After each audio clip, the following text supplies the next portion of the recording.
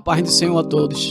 Sejam bem-vindos a mais uma aula da ADMC, Ministério de Cordovil, aula bíblica online, lição número 13 da CPAD. Sejam todos bem-vindos.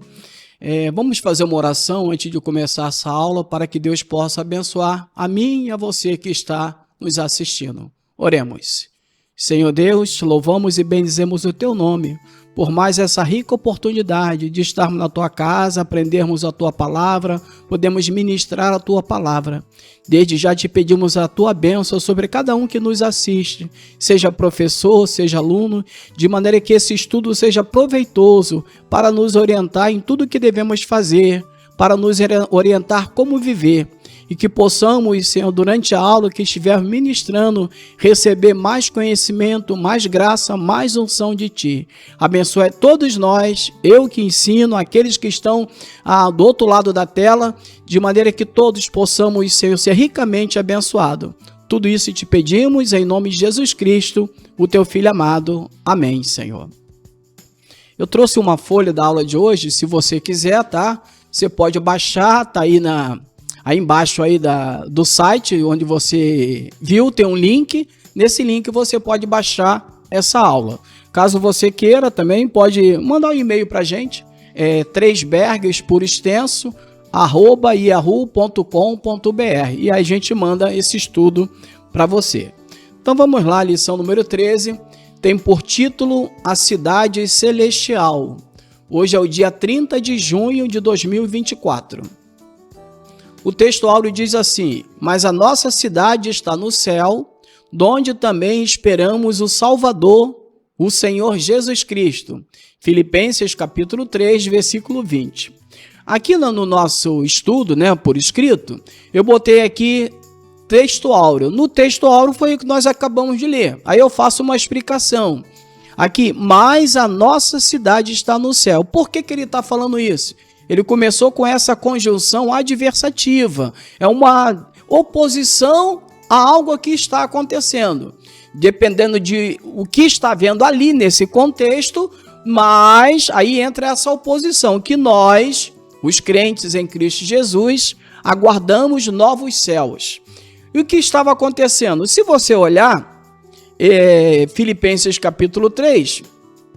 você vai ver que Paulo está dizendo sobre aqueles que buscavam encher o ventre, se preocupavam com o ventre. E se preocupando com o ventre, eles se tornavam inimigo de Cristo. Aí eu botei aqui na folhinha, é possível alguém se preocupar com o ventre, com o estômago, e se tornar inimigo de Cristo? Mas precisamos entender que esse ventre aqui tem o sentido de se unir as pessoas erradas nos banquetes romanos. Aqueles homens que desprezavam o evangelho, desprezavam a palavra de Deus, alguns crentes se uniam a eles nesses banquetes dele. E aí ele recebeu, além das regalias, títulos, posições junto a esses homens. Então, nesse sentido de se unir às pessoas erradas, de conseguir cargos dessas pessoas que desprezavam a palavra de Deus, nesse sentido, eles acabam se tornando inimigo de Deus. E nós, que somos fiéis à palavra de Deus, fiéis aos nossos pastores, aguardamos o quê? A nossa cidade, e esperamos o nosso Senhor Jesus, o nosso Salvador. É esse o sentido aí do texto áureo. Então você vê a importância desse texto, Lembre sempre, texto áureo significa texto de ouro.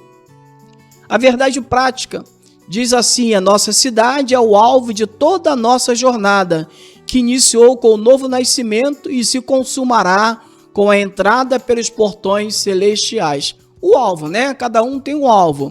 Se você vê um jogador de futebol, ele tem um alvo de um dia jogar no grande time, ali ele ser o maior artilheiro naquele time, um dia ele quer jogar na Copa do Mundo, um dia ele quer virar, ele quer virar o técnico daquele jogo de futebol. Ou seja, todo mundo tem um alvo. Qual é o alvo do cristão? O que nós queremos? Olha, tá bem claro aí. A cidade celestial é o alvo. Nós queremos chegar nessa cidade celestial. para isso, devemos colocar em prática isso, viver por isso, né? Viver a palavra, amar a palavra, obedecer a palavra, senão a gente não chega nessa cidade celestial. A leitura bíblica em classe está em Apocalipse capítulo 21, versículo 9 ao 14, e também no capítulo 22 de Apocalipse, versículo 1 ao 5. Você lê em casa com mais calma, tá? Eu vou correr direto para a introdução para ganharmos tempo. Nós teremos 1 hora certinho para ministrar essa aula. Introdução. Os cristãos que têm conhecimento das Sagradas Escrituras sabem que não foram destinados para viver apenas neste mundo. Sabem que não foram destinados. Eu botei aqui, depois com mais calma você lê. Introdução. Os cristãos sabem, tá bem aqui, os cristãos sabem o quê? Que não foram destinados para viver apenas neste mundo. Eu botei aqui, podemos diferenciar 3 tipos de assuntos bíblicos. Todo assunto bíblico podemos diferenciar de 3 maneiras. Primeiro assunto, os que devemos saber. Se você quer morar no céu, se eu quero morar no céu, tem assunto que nós devemos saber, senão não vamos chegar lá. E qual é esse assunto? Rebeldia e rebelião a Deus não vai trazer prosperidade, nem nos fará prosperar em nada que nós colocarmos a mão para fazer. Então, para chegar no céu, precisa saber que não pode viver em rebeldia. Onde é que está isso? Ezequiel 17, do 10 ao 16. Outra coisa que precisamos saber, somos templos do Espírito Santo. 1 Coríntios, capítulo 6, versículo 9. Ou seja, o Espírito Santo mora em nós. E é Ele que nos prepara para habitarmos nas regiões celestiais. Segundo assunto que podemos diferenciar na Bíblia, os que devemos saber bem. Então tem assunto que temos que saber, tem assuntos que devemos saber bem. Quais são esses assuntos? Acerca dos sinais dos tempos. Mateus 16, versículo 1 ao 4, vai falar dos acontecimentos que mostraria que estamos chegando no fim dos tempos, no fim de todas as coisas. Aí fala lá, né? Mateus 24, 25, vai falar de acontecimentos no sol, acontecimentos na lua, nas estrelas, na terra, no mar, no ar. Tudo isso são esses acontecimentos que nós devemos saber bem para podermos chegar ao céu. Ele diz mais, a relação entre a figueira Israel e a vinda de Cristo, está em Marcos 13, versículo 26 ao 31. Então existe uma relação entre Israel, que é a figueira, e a vinda de Jesus. Observa tudo aquilo que tem acontecido com Israel. Por exemplo, agora Israel está em guerra, né? E essas nações querem destruir Israel. Tudo isso está na Bíblia, mas você vê que a cada dia piora a situação para Israel. As nações todas ameaçam atacar Israel, abandonar Israel, os Estados Unidos já ameaçou, e nisso aí nós precisamos estar atentos. Precisamos saber que há uma relação entre a vinda de Jesus e o povo de Israel. Mais uma coisa que devemos saber bem, acerca do Espírito que nos move a fazer algo. Seja o que for que você for fazer, que eu for fazer, temos que ter certeza qual é o Espírito que está nos movendo. Em Lucas capítulo 9, versículo 52 até o 56. Lucas 9, 52 até o 56. Diz assim, e mandou mensageiros diante da sua face, e indo eles, entraram numa aldeia de samaritanos, para lhe prepararem pousada. Mas eles não o receberam, porque o seu aspecto era como quem ia a Jerusalém. E os discípulos Tiago e João, vendo tudo isso, disseram, Senhor, queres que digamos que desça fogo do céu e os consuma, como Elias também fez? Voltando-se, porém, repreendeu-lhes e disse, vós não sabeis de que espírito sois, porque o Filho do Homem não veio para destruir as almas dos homens, mas para salvá-los. Então, qual é o espírito que está te movendo? Estamos esperando Jesus voltar. Mas nisso muitos acontecimentos acontecem na sua vida, no seu local de trabalho, na sua igreja, no seu ministério. Aqui, por não receberem Jesus, os discípulos queriam fazer cair fogo do céu sobre os samaritanos. Aí Jesus explicou o quê? Você não entendeu qual é o espírito que opera em você? O nosso espírito é o espírito da paz, da comunhão, do amor. Não é matar ninguém, não é destruir ninguém, não é atacar ninguém como eles queriam. Então, para chegar no céu, é preciso saber bem o espírito que está nos movendo. E o terceiro tipo de assunto que vemos na Bíblia Sagrada é que devemos saber muito bem. Então, devemos saber bem e devemos saber muito bem. E quais os assuntos que devemos saber muito bem? 1 Tessalonicenses, capítulo 5, versículo 1 e 2, diz assim: Mas, irmãos, acerca dos tempos e das estações, não necessitar de que vos escreva, porque vós mesmos sabeis muito bem que o dia do Senhor virá como ladrão de noite. Então nós temos ensinado acerca da vinda de Jesus, explicado todos esses acontecimentos sobre sinais no céu, na terra, nas estrelas, nos ares. Ainda assim, todo crente precisa estudar mais e mais e mais, porque precisamos saber muito bem acerca da vinda do Senhor Jesus. O Senhor Jesus disse que vão tentar nos enganar, né? Se disserem que ele está aqui ou ali, para não acreditar. Se disserem que ele já veio no passado, não vai voltar mais, isso é uma mentira, porque ele prometeu que viria nos buscar. Então precisamos saber muito bem acerca da vinda do nosso Senhor Jesus Cristo. Outro assunto que precisamos saber muito bem é acerca da submissão aos verdadeiros líderes. Queremos ir para o céu, mas tem líder que não é verdadeiro diante de Deus. Está fazendo coisa errada, ensinando coisa errada, e a gente acaba perdendo a salvação porque estamos seguindo a líderes errados. Onde é que está isso? Êxodo 32. Fala sobre os líderes errados que muita gente está seguindo e pensa que vai chegar ao céu, mas não vai. Êxodo 32, versículo 5. Versículo 25. Êxodo 32, 25.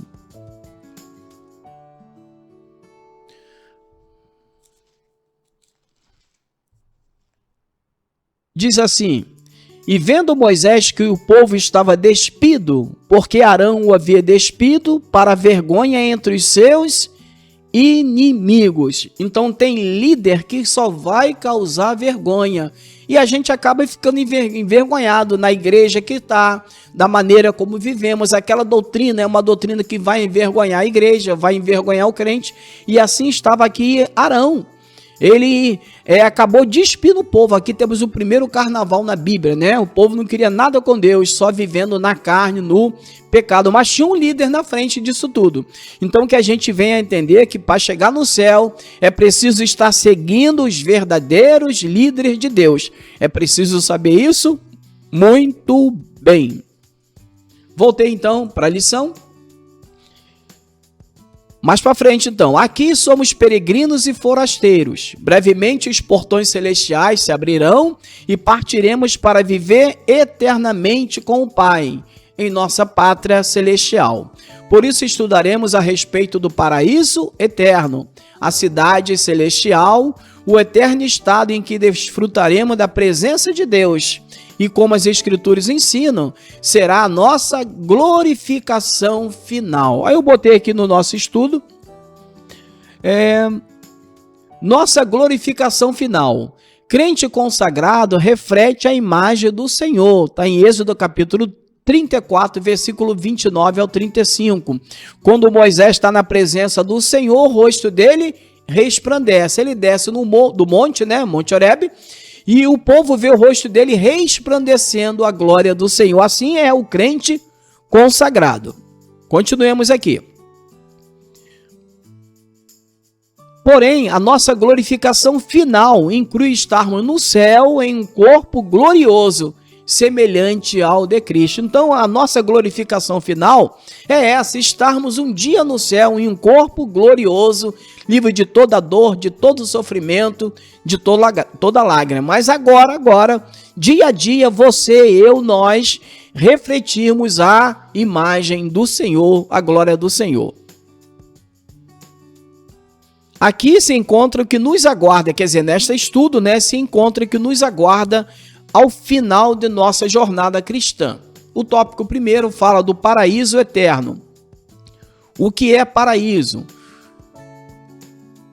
Uma definição que podemos mencionar de paraíso é o céu como morada de Deus, dos anjos e do salvo. A ideia de morada de Deus está lá em Salmo 15, é que é um lugar de vida com abundância, de segurança, de repouso. Tudo que nós precisamos está no céu. Olha a palavra que ele usa lá, Salmo 15, para a morada de Deus, versículo 1. Senhor, quem habitará no teu tabernáculo?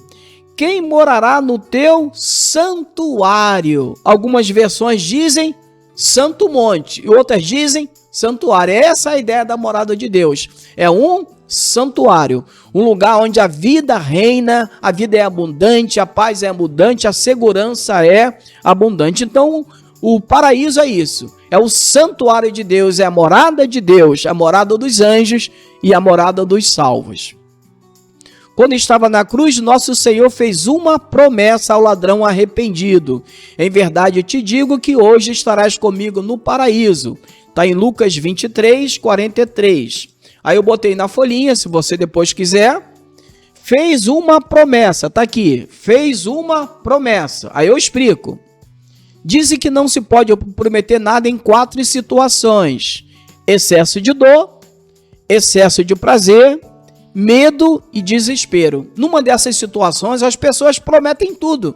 Se ela tem medo, se ela sofre, se ela está com excesso de prazer, ela vai prometer de tudo. Mas depois que acabar o medo, acabar a dor, acabar o prazer, aí ela não cumpre. O nosso Senhor Jesus, ele estava na cruz com total agonia, com muito sofrimento. Sangue era derramado na sua cabeça, na palma das suas mãos, nos seus pés e ao lado da sua costela, e na costela, Ainda assim, ele agiu como rei, prometeu, fez uma promessa que aquele ex-ladrão, que ele já estava arrependido naquela cruz, ele seria salvo naquele dia, ele entraria no paraíso. Então, Jesus fez uma promessa. Eu também botei aqui que trata-se de uma promessa pessoal. É interessante isso. A promessa de Jesus é pessoal, não é uma promessa terceirizada. Imagine você que eu te devo um dinheiro e você me encontra e fala: Demberg, quando é que você vai me pagar o que me deve? Aí eu falo assim: quando fulano me pagar, eu pago a você. Aí eu terceirizei a promessa. Eu só posso cumprir se alguém me pagar. Não é isso que Jesus fez. Ele faz uma promessa pessoal: eu vou salvar, eu vou voltar, vocês vão morar comigo. Isso é uma promessa pessoal. Ele fez e ele tem capacidade para cumprir. Eu nunca me esqueço, quando eu era jovem, ali pelos meus 15 anos, o meu avô me prometeu um trompete. Eu estudava música e não tinha trompete, ele me prometeu. E eu tinha 15 anos mais ou menos. E ele falou: quando você completar 18 anos, eu vou te dar um trompete. E lá fiquei eu, aguardando o trompete. Ele prometeu. Aguardei o primeiro ano, o segundo ano. Quando eu completei 18 anos, eu estava feliz da vida que eu ganhar o meu trompete. Eu faço aniversário em agosto. Um mês antes, o meu avô morreu. E em julho de 1985, ele morreu e o meu trompete não veio. Jesus não é assim.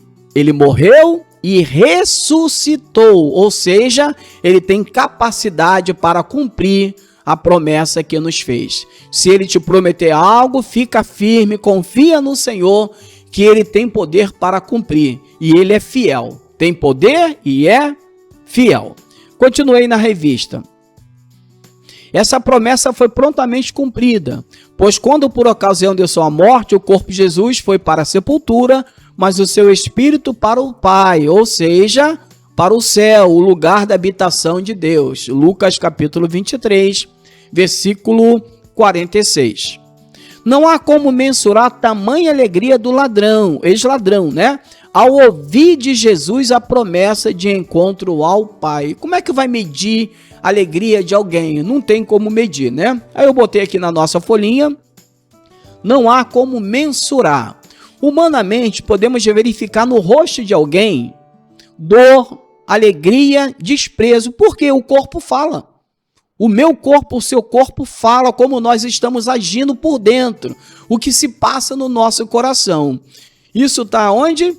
Gênesis capítulo 4, você vê o corpo de Caim falando. Não precisa falar nada, só a fisionomia da pessoa está falando o que ele passa, o que se passa no coração dele. Gênesis 4, versículo 5. Mas para Caim e para a sua oferta não atentou. Irou-se Caim fortemente e decaiu-lhe o seu semblante. Então o rosto dele se transfigurou. Por quê? Porque o que acontece no coração se mostra no rosto. Então dá para ver dor, alegria, desprezo, tudo no rosto. Mas você tem que ser muito rápido. Se você conseguir ver, é por volta de 3 segundos. Em 3 segundos, o que está realmente no coração se mostra no rosto da pessoa. Outra passagem sobre isso, Provérbios, capítulo 15. Provérbios 15. Versículo 13. Provérbios 15, versículo 13. Diz assim: o coração alegre aformoseia o rosto, mas pela dor do coração o espírito se abate. Mais uma vez, a alegria, né? A alegria do coração faz o rosto brilhar, o rosto brilha, o rosto modifica. Dá para ver uma pessoa alegre pelo coração, também dá para ver uma pessoa triste, uma pessoa angustiada, tudo se mostra no rosto. Então, humanamente dá para ver isso. Aí eu botei aqui, mas não temos como medir emoções humanas. Nós vemos a alegria, vemos a angústia, vemos o desprezo, mas até que ponto? Não tem como a gente medir essa alegria, esse gozo, esse desprezo que a pessoa tem. Não tem como. Sabemos que existe, mas medir não. Não temos como medir emoções humanas e nem a nossa dedicação, o zelo com que fazemos algo. Ver a pessoa ali trabalhando ali, é a pessoa muito zelosa, mas até que ponto ela é zelosa? Ela é zelosa só porque você está vendo ela? Ela é zelosa só porque o pastor está olhando? Até que ponto realmente existe um zelo? Nós não temos como ver isso. Aí eu botei, mas Deus pode medir a sinceridade do coração, a alegria do coração, o desprezo que temos, a dor que sentimos, o zelo, o amor que temos por algo em sua obra. Ele pode sim. Então ele mede a nossa adoração. Nunca se esqueça, Deus está medindo todos os adoradores. Está em Apocalipse capítulo 11. Deus mede a adoração de cada um adorador. Apocalipse 11, versículo 1 e 2. E foi-me dada uma cana semelhante a uma vara. E chegou um anjo e disse: levanta-te e mede o templo de Deus. Mede o altar e mede os que neles adoram. Então a adoração do crente, ela é medida. Ele continua no versículo 2. Deixa o átrio que está fora do templo e não meças, porque foi dado às nações e pisarão a cidade santa por 42 meses. Ou seja, Deus só mede a adoração de quem está no templo, fora do templo não. Então você que fica durante o culto fora da igreja, durante o culto lá no último andar, fazendo qualquer outra coisa que não esteja dentro do culto, Deus nem vai medir a sua adoração, porque você não está adorando. É isso que está dizendo aqui. Continuemos. Este lugar é a expressão, o paraíso, né? Esse lugar é a expressão de toda a soma das bem-aventuranças em Cristo. Então, tudo aquilo que a Bíblia fala sobre bênção, sobre bem-aventurança, sobre nós conquistarmos, tudo isso é o céu. Tudo isso é o paraíso. Quando chegarmos lá no céu, tudo isso vai se realizar nas nossas vidas. O apóstolo Paulo foi arrebatado e levado ao paraíso, 2 Coríntios 12:4, que é o mesmo lugar que aparece em Apocalipse 2:7. O que é a cidade eterna? Depois do julgamento final, após o milênio, e a purificação da terra por meio do fogo, surgirá a Nova Jerusalém, que figura como cidade eterna de Deus. Então, a purificação da terra por meio do fogo. Eu não botei aqui na apostila, né? Muita informação para pouca folha, né? Aqui não tinha como botar. Mas você deve lembrar que Deus uma vez purificou a terra com água. O dilúvio, Deus purificou a terra. Mas Deus também colocou uma lei que tudo aquilo que não puder ser purificado por água será purificado pelo fogo e vice-versa. Se não pode ser por água, purifica pelo fogo. Se não pode pelo fogo, purifica por água. Mas já que Deus purificou o mundo no dilúvio e não adiantou, aí agora será purificação pelo fogo. Fogo que destrói, fogo que tira toda a impureza, fogo que prepara o homem para realmente habitar com Deus. Então, quem estiver errado nesse fogo será consumido. Isso aí será sobre toda a terra. Aí surgirá o quê? A Nova Jerusalém. Quando esteve neste mundo, o Senhor Jesus assegurou que prepararia um lugar para os santos. Você deve lembrar, João 14, versículo 2, que Jesus falou assim: eu e meu Pai trabalhamos até agora. Mas trabalhar para quê? Já não acabou a obra, né? Está lá em Gênesis, né? Diz que Deus terminou a obra e descansou. Então, por que ele trabalha? Alguns estudiosos vão dizer que existe o 8º dia da criação. Nesse 8º dia, Deus estaria preparando um lugar para os seus salvos. Por isso ele diz em João 14 que ele vai nos preparar um lugar. Seria esse o 8º dia da criação de Deus. A Nova Jerusalém, criada por ocasião da purificação ocorrida na terra, tem sua origem no céu e também será terrena, visto que substituirá a antiga cidade que estava contaminada. Tudo aquilo que está contaminado pelo pecado terá que ser purificado. E essa purificação pelo fogo. O fogo destrói, consome tudo aquilo que não é puro, não é justo, não é verdadeiro. Nessa ocasião, os salvos serão cidadãos dessa cidade. Nessa ocasião, os salvos serão cidadãos dessa cidade. Quer dizer, quem vai morar lá são os salvos, lavados e remidos pelo sangue de Jesus. Desfrutarão das bênçãos eternas e habitarão com seus corpos transformado em um estado glorioso. 1 Coríntios 15, 54.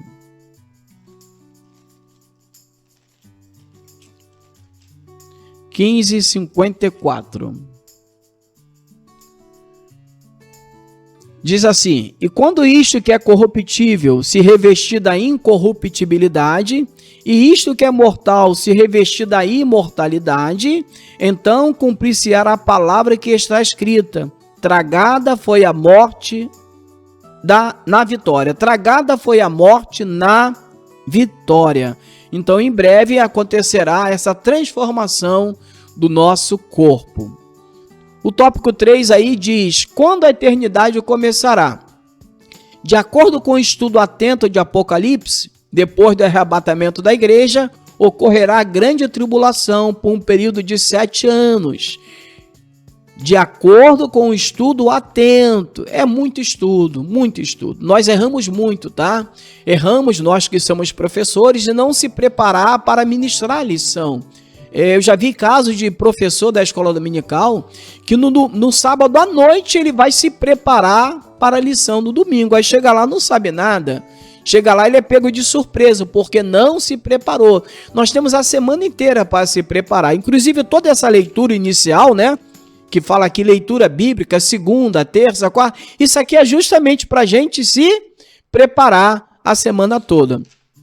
Existe um cálculo que, se você quiser dar uma aula, uma boa aula, no mínimo você tem que estudar 3 horas. Estuda 3 horas para essa lição. Se você realmente quiser dar uma excelente aula, você tem que estudar 8 horas a cada hora de aula. Então, se a sua escola dominical vai ter 1 hora, estuda 8. Se tiver 2 horas, estuda 16 horas. Só assim você realmente vai saber todos os assuntos. Aí aqui está dizendo um estudo atento. Tem que estar atento acerca do livro de Apocalipse, no livro de Daniel, 1 Tessalonicenses, que vão falar o quê? Acerca da vinda do nosso Senhor Jesus Cristo. Então precisamos fazer esse estudo atento. Ele continua. Em seguida, nosso Senhor retornará gloriosa e triunfantemente por ocasião de sua segunda vinda. Implantará um reino milenial. Depois do milênio, entraremos no glorioso estado eterno. Entraremos no glorioso estado eterno. Primeiro vem o milênio e depois o estado eterno. O milênio, aí ele vai dizer aqui embaixo, né? É um período de 1000 anos aqui na Terra. Cristo vai reinar por 1000 anos. Este caracteriza a eternidade sem fim, em que passaremos com Deus. Aquele que é um período em que Jesus reinará por 1000 anos na terra, e ao final desse período, pessoas serão julgadas diante do trono branco, o juízo final. Aí eu botei aqui sobre o trono branco. Pessoas serão julgadas diante do trono branco. Aí eu botei a cor branca, como sabemos, é símbolo de pureza. Então o trono de Deus é branco por quê? Porque Deus é puro, Deus é justo, Deus é verdadeiro. Não existe nenhuma treva em Deus, nenhuma escuridão em Deus. Então o trono dele é branco. Diante desse trono, todos os crentes devem estar irrepreensíveis. Não pode ter nenhum erro em nós diante desse trono. Apocalipse 14, versículo 5. 14:5. Diz então aqui. Vou ler a partir do versículo 4 e 5. Estes são os que não se contaminaram com mulheres, porque são virgens. Estes são os que seguem o Cordeiro para onde quer que vai. Esses são os que dentre os homens foram comprados como primícias para Deus e para o Cordeiro. E na sua boca não se achou engano, porque são irrepreensíveis diante de Deus. Nós costumamos dizer, eu não sou como fulano, eu não mato, eu não fumo igual Beltrano, eu não estou mentindo, não adianta nada. Temos que ser irrepreensíveis diante de Deus. E o que Deus olha? Deus olha o coração, Deus olha a intenção, Deus olha o espírito, a motivação de nós fazermos isso ou aquilo. Fora disso não adiantou nada. Ah, não estou fumando, mas se você estiver num lugar que ninguém te vê, você fuma, não adiantou nada então dizer que eu não estou fumando. Então Deus vê essa motivação, essa sinceridade que existe no nosso coração. E temos que estar irrepreensíveis. Nenhum erro em nenhum de nós. Continuemos. Voltei então para a revista. Aguardaremos piedosamente o reino eterno, o novo céu, a nova terra e a nova Jerusalém. Aguardemos piedosamente. Então é aguardar, mas não é ficar parado. Não é ficar sentado como no médico, a gente fica sentado esperando ser chamado. Não. A palavra aguardar, tanto no grego quanto no hebraico, tem o sentido de estar ativamente fazendo algo. Esteja ativo na obra. Enquanto você aguarda a vinda de Jesus, esteja ativo na obra. Eu botei aqui Salmo 40 sobre aguardar. Olha só que coisa interessante. Temos que aguardar a vinda de Cristo, né? Mas olha o Salmo 40 que diz: esperei com paciência no Senhor, aguardei no Senhor, e ele se inclinou para mim e ouviu o meu clamor. Enquanto ele está aguardando, olha o que ele está fazendo. No versículo 8, ele deleita Ele tem alegria em cumprir a vontade de Deus, em fazer a vontade de Deus. Ainda no versículo 8, ele vive lendo, estudando a palavra de Deus. No versículo 9, ele está aguardando, mas está pregando a justiça de Deus. No versículo 10, ele está pregando a fidelidade de Deus. Ainda no versículo 10, ele está pregando a salvação de Deus. Então é aguardar ativamente, não é aguardar parado, sem fazer nada. Não é cruzar os braços, não ir para a igreja, não estudar, não orar, não. Vamos estudar a Bíblia, vamos orar, vamos evangelizar até Jesus voltar. O comentarista ele botou, aguardando piedosamente. Eu gosto muito dessa palavra, né? A palavra pio, piedoso, piedosamente, significa fazer obras santas, porque pio tem a ver com santidade. Então, enquanto Jesus não vem, vamos fazendo obras santas, obras de santidade. Mais para frente, então, ele diz, tópico 3 agora, o estado eterno e perfeito. Tópico 3, o estado perfeito à luz da doutrina bíblica. De Gênesis e Apocalipse, há um propósito divino na consumação dos séculos, onde tudo ocorrerá por ocasião da segunda vinda de Cristo após o milênio. Então, o que está faltando para os séculos, né, terminarem, né? Nós estamos aí há 6.000 anos na Terra, né? Daria aí 60 séculos, né? Cada século 100 anos. Para terminar esses séculos todos, está faltando Jesus vir. Quando ele vem, inaugura-se o quê? O milênio aqui na Terra. Terminando o milênio, aí todos vamos para o paraíso, para o novo céu, para o céu de glória, né? Ele diz aqui, dizendo de Apocalipse, há um propósito divino na consumação, onde tudo ocorrerá por ocasião da segunda vinda de Jesus Cristo, após o milênio, em que serão estabelecidos um novo céu e uma nova terra. Nesse tempo, o propósito original de Deus se cumprirá, e toda a terra se encherá de sua glória. Propósito original. Aí, mais uma vez, na folhinha, eu botei sobre o propósito. Tá aqui. Propósito original. O plano salvífico possui 3 partes. Primeira parte, Deus conosco. Tá em Isaías capítulo 7:14. Essa é a primeira parte. Isaías 7:14. Deus estaria conosco.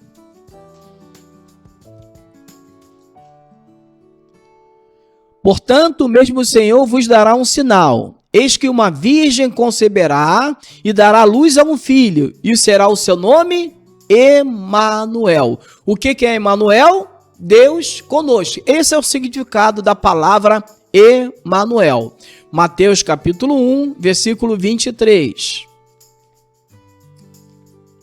Mateus 1, 23. Estava profetizado por Isaías e se cumpre em Mateus 1, 23, que vai dizer assim: eis que a virgem conceberá e dará luz a um filho, e ele será chamado pelo nome Emanuel. Aí olha bem, Emanuel traduzido é Deus conosco. Tá tão simples aqui. O primeiro plano de Deus é que ele viria habitar conosco. Então ele manda Jesus. A segunda parte do plano de Deus, deixa eu ver aqui, é João 14, tá? A segunda parte do plano de Deus, João 14, versículo mais para frente, 15. João 14, 15. Diz aqui, 15 e 16. Se me amardes, guardarei os meus mandamentos. E eu rogarei ao Pai, e ele vos dará outro Consolador, que é o Espírito Santo, para que fique convosco para sempre. O Espírito da verdade que o mundo não pode receber, porque não o vê nem o conhece, mas vós o conheceis, porque habita convosco e estará em vós. Então, qual é a segunda parte? Qual é essa segunda parte? É o Espírito Santo em nós. Primeiro, Deus conosco, depois Deus em nós. O Espírito Santo dentro do homem. E qual a terceira parte do plano? Está aqui mesmo em João capítulo 14. Versículo 1. Não se turbe o vosso coração, credes em Deus, crede também em mim. Versículo 2. Na casa de meu pai há muitas moradas, se não fosse assim, eu vos não teria dito, vou-lhes preparar um lugar. Versículo 3. E se eu for e vos preparar um lugar, virei outra vez e vos levarei para mim mesmo, para que onde eu estiver, vós estejais também. Então, com a terceira parte, nós com Deus. Primeiro, Deus conosco, depois Deus e nós, e por último nós com Deus. Então por isso nós iremos morar com Deus, porque esse sempre foi o plano original dele. Amém? Louvado seja o nosso Deus. Continuemos então aqui. Nesse tempo, o propósito original de Deus se cumprirá e toda a terra se encherá da sua glória. Conforme o apóstolo Paulo escreveu, haverá reconciliação geral de todas as coisas em que estão nos céus e na terra, e todos serão uma mesma grei. A palavra grei tem a ver com rebanho, né? Quando se junta todo o rebanho. Então, para nós, para os crentes, o que seria isso? A congregação, todos os santos em um único lugar, todos os santos numa mesma comunhão, um cuidando do outro e Deus cuidando de todos nós. Então, essa congregação dos santos é essa grei que está falando aqui. Então, você vai cuidando do seu irmão lá. Enquanto Jesus não vem, trabalhe ativamente. Onde é que está o seu irmão, né? Paulo pergunta, onde é que está Tito? Onde é que está Epafrodito? Eu não encontrei Timóteo. Onde é que está aquele irmão João, a irmã Maria? Onde é que está o irmão Paulo? Vai procurando na sua igreja lá e vai cuidando um do outro, porque nós vamos nos reunir numa única congregação, numa mesma grei. Ele continua.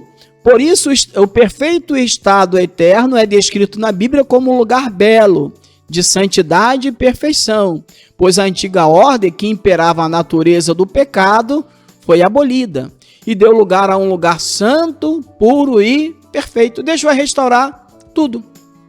Toda impiedade, maldade, injustiça, tudo isso será consumido pelo fogo e renascerá, né? Um lugar puro, santo, perfeito, verdadeiro. Não sei se você já viu uma floresta quando pega fogo, o fogo destrói tudo. Passa algumas semanas bem rápido. Uma semana já começa a grama a nascer. Daqui a algum tempo já tem árvores nascendo. Mas primeiro tudo foi purificado pelo fogo. Assim será nessa terra. Só que vai tirar toda a maldade do coração do homem, toda a maldade da humanidade será retirada nesse fogo. O número 2, ele diz o perfeito estado à luz do Apocalipse 22, versículo 1 ao 5, que é a nossa leitura em classe, né? Na leitura em classe está aqui Apocalipse 22, versículo 1 ao 5. O livro do Apocalipse traz alguns símbolos que descrevem de maneira mais vívida, real, né? O divino estado perfeito de todas as coisas. São símbolos que comunicam a singularidade desse novo estado. Aí ele botou alguns símbolos. Letra A, um rio. Letra B, uma árvore. Letra C, a ausência do mal. E letra D, a presença de Deus. Eu só falei aqui, por causa do tempo, e também muita coisa para escrever, eu só falei da árvore, da vida como rio, né? Um rio. Ele diz aqui, letra A, a vida eterna é descrita como um rio. Aí eu botei, o que é isso? A maior característica deste rio que brota do trono de Deus é que onde ele passa acaba toda maldição e todo efeito negativo do pecado. Onde esse rio de Deus passar, toda maldição, todo efeito negativo será destruído. Vai acabar tudo melhora, tudo se resolve onde esse rio passar. Onde é que está isso? Ezequiel 47, versículo 1 em diante. Depois disto me fez voltar à entrada da casa, e eis que saíam umas águas de debaixo do umbral da casa, para o oriente, porque a face da casa olhava para o oriente. E as águas vinham debaixo, desde a banda direita da casa, até a banda sul do altar. E ele me tirou pelo caminho da porta norte e me fez dar uma volta pelo caminho de fora, até a porta exterior, pelo caminho que olha para o oriente, sempre olhando para o oriente, tá? Em Malaquias capítulo 2 mostra que o oriente é de onde vem Cristo. Cristo vem do oriente, ele é chamado em Malaquias 4:2 como o sol da justiça. Por isso aqui, tudo aponta para Cristo. Sem ele, essa água, esse rio não vem. É através dele que virá a salvação, a restauração de todas as coisas. Então aqui esse rio é o quê? É a salvação que Deus nos oferece. Então eu botei aqui na nossa folhinha. Deixa eu ver aqui. Espera um pouquinho.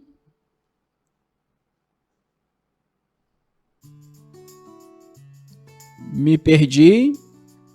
Achei.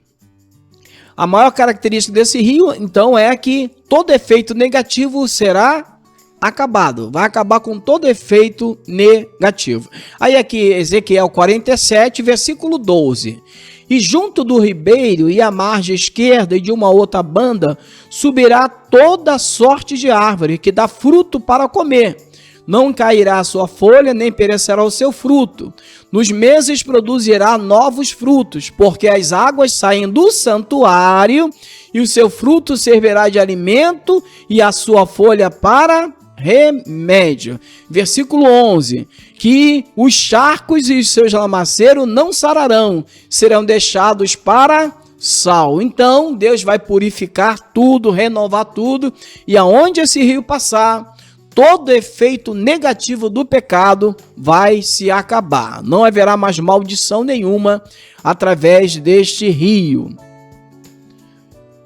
E tem que ser assim.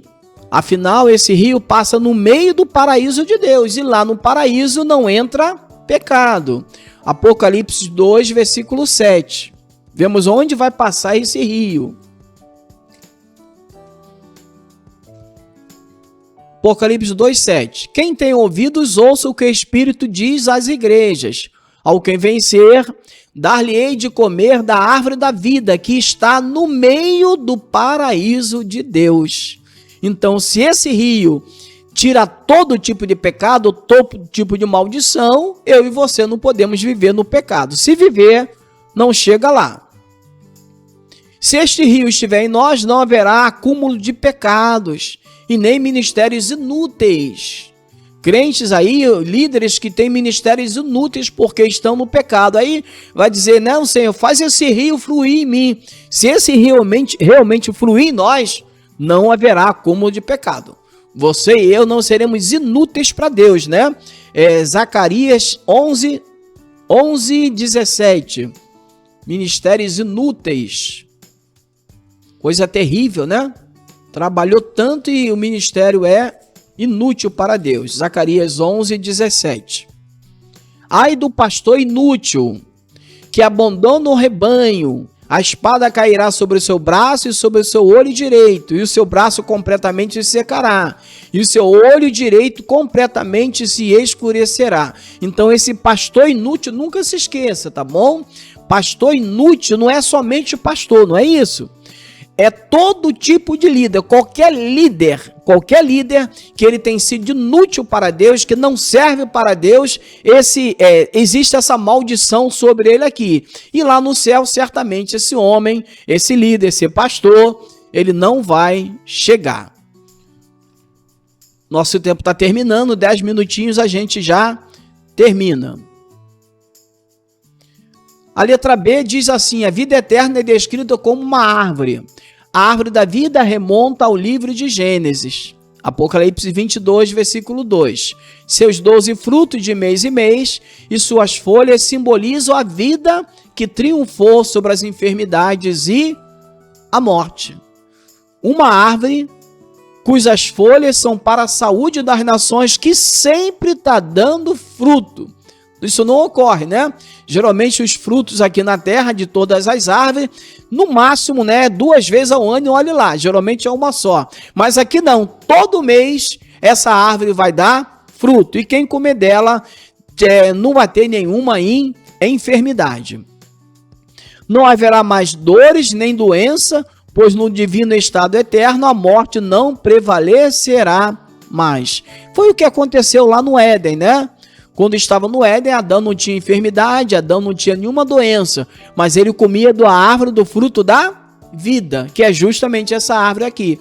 Quando ele é expulso do paraíso, ele perde o acesso. Aí vem a morte, vem a dor, vem a angústia. Por quê? Porque ele deixou de comer da árvore da vida. Então a gente chegando no céu, iremos se alimentar desta árvore da vida. Letra C. A vida eterna é sem males. Não haverá mais maldição contra alguém. O problema do coração do ser humano será para sempre resolvido, pois o mal será plenamente erradicado. O problema do coração humano. O que é isso? Qual é esse problema do coração humano? É muito simples. Escolhas erradas, decisões erradas. Aqui no livro de Apocalipse, vai ter pessoas seguindo a Satanás. Vai ter pessoas servindo a Satanás. Mas eles fazem isso por escolhas erradas. Quando Deus mostrar que Satanás não é isso que ele finge ser, ele vai parecer como Cristo, vai querer fazer bondade, ajudar as pessoas, mas na verdade ele é um falso Cristo, é um demônio, essa é a verdade. Quando demonstrar isso, muitos que estão servindo a ele vão voltar-se para Cristo. Por quê? Porque vai ter o conhecimento da verdade. Então, escolhas erradas é porque tem o conhecimento errado. É por isso que a igreja prega, por isso que nós pregamos para que todos tenham esse conhecimento acerca da verdade. A verdade liberta, a verdade traz vida, a verdade renova ministério, a verdade renova a promessa de Deus na nossa vida. Mas temos que pregar a verdade, viver a verdade. Tá vivendo a verdade aí? Vive a verdade mesmo? Olha lá, a gente tem que viver. A letra D diz: a vida eterna na presença de Deus. Contemplaremos a Deus face a face. Está em 1 Coríntios 13, 12. Sua presença será a nossa luz para sempre. Que alegria indizível. Prestaremos culto olhando diretamente para Deus. Eu botei aqui sobre isso. Deixa eu ver aqui onde é que está. Olharemos diretamente para Deus. Deixa eu ver. Tá. Eu botei aqui que existe dois sinais na matemática que são parecidos. Um chama-se igual e o outro chama-se semelhante. Veja bem, um chama-se igual e o outro diz semelhante. Abra a sua Bíblia em 1 João, capítulo 3, versículo 2. Dois sinais na matemática. Um chama igual, o outro semelhante. Amados, agora somos filhos de Deus e ainda não é manifestado o que havemos de ser. Mas sabemos que quando ele se manifestar, seremos semelhantes a ele, porque assim como ele é, o veremos. Alguém acha que nós seremos iguais a Cristo? É impossível. É impossível ser igual. O que nós podemos ser é semelhante. Aqui na folhinha eu botei. Imagine duas canetas.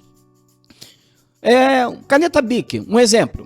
Uma azul e outra vermelha. Imaginou? Elas são iguais na marca, são iguais, né, na aparência. Porém, uma é vermelha e outra é azul. Então a cor é diferente.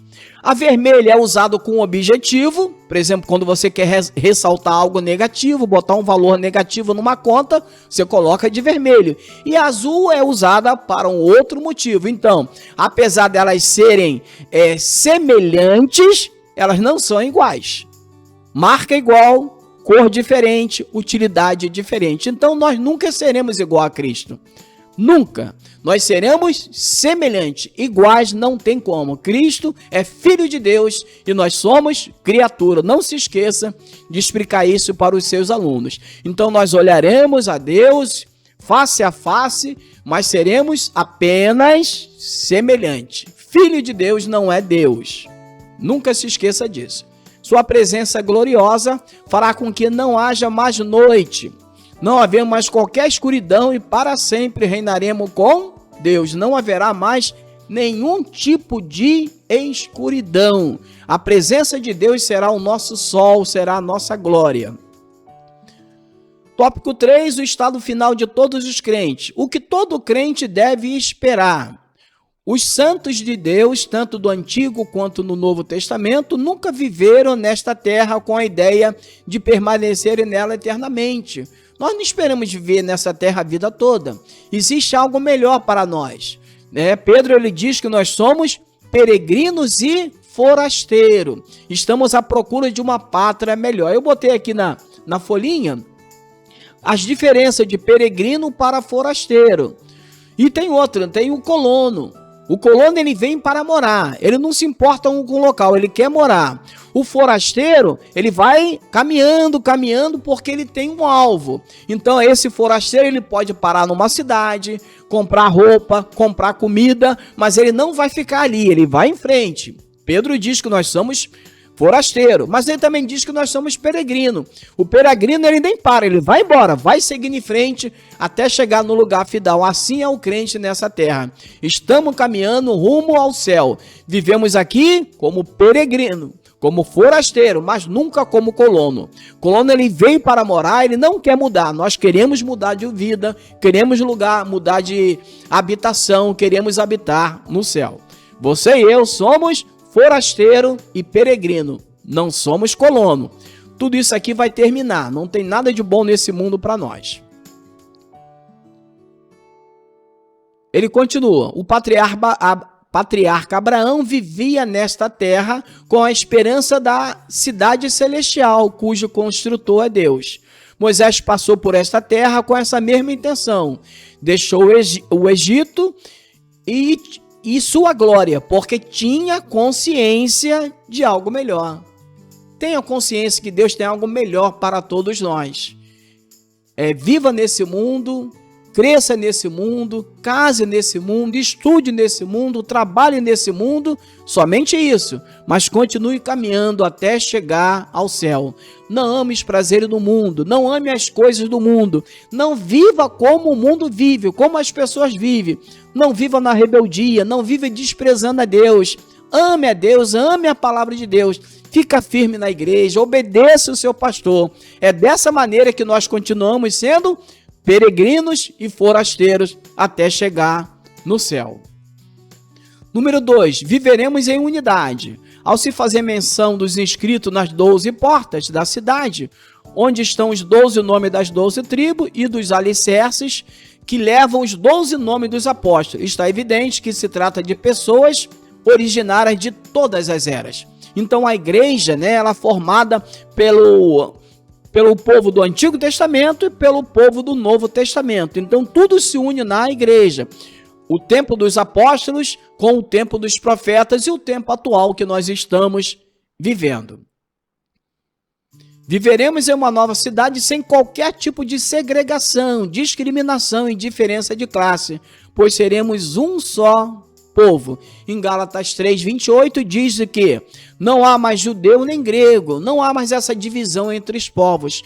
O que Deus quer é que todos sejamos um só, todos unidos, mesmo sentimento, mesma emoção, mesmo pensamento, mesma fé, mesma esperança. Mas isso só Jesus pode fazer com que todos os nossos corações tenham uma mesma fé e uma mesma esperança. Então não faça discriminação de maneira nenhuma, pois Jesus disse que todos os povos se tornam um povo só.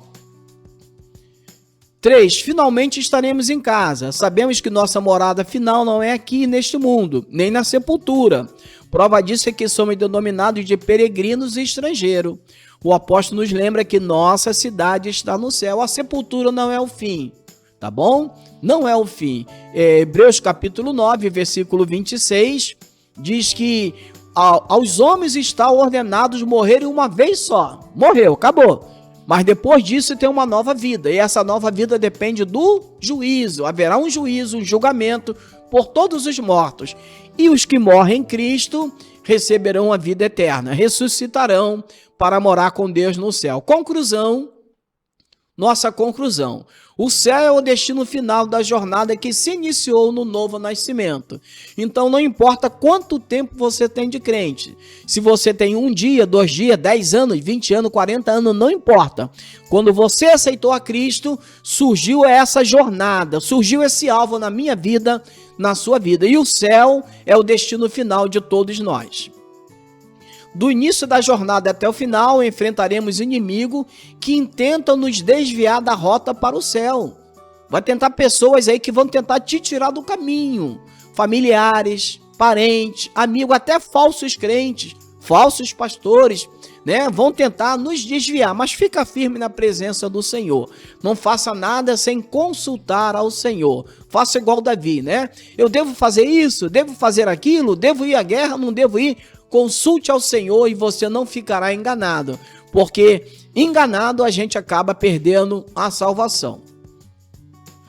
Por isso, durante a travessia da jornada, é necessário toda vigilância e zelo. Eu botei aqui sobre vigilância. É necessário toda vigilância e zelo. Quem tem zelo por uma coisa, faz 3 coisas. Quem tem zelo faz 3 coisas. Ele tem amor por algo, ele vê valor nesse algo e ele cuida desse algo. Eu dei um exemplo de um copo d'água. Imagina um copinho de plástico. Copo de água de plástico, imaginou?